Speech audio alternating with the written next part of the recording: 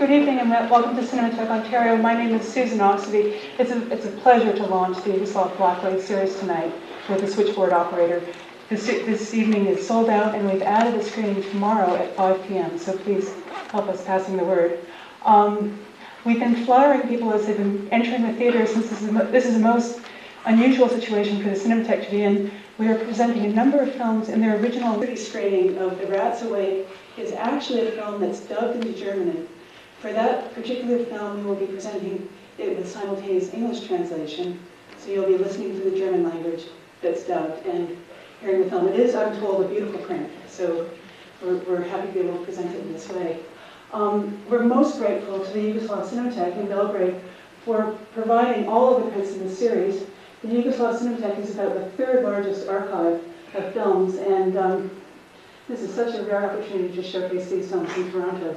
It's a series that's been co-programmed by Tom McSorley of the Canadian Film Institute and by Bojan Boziljic, who will speak just after me, the Director of Programming at the Yugoslav Cinematheque, and here in Toronto, Ranko Pavic, who will be speaking after Bojan, and for all of Ranko's extremely hard work at helping us to get the news out about this special series in Toronto. Also our thanks tomorrow for Draga Angelkovic, who has very quickly created the English translation for The Rats Awake.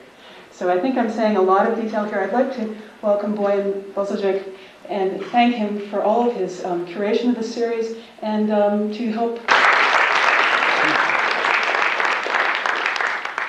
Good evening, ladies and gentlemen. I will speak only a few words in English. Well, I would like to say a few words about why this Yugoslavian black cinema now arrived here in Canada. Well, censored and banned by communist authorities, this psychology, narrow-minded mentality, media manipulation, limitations, intolerance. They are speaking about the lack of alternatives and necessity of freedom of choices.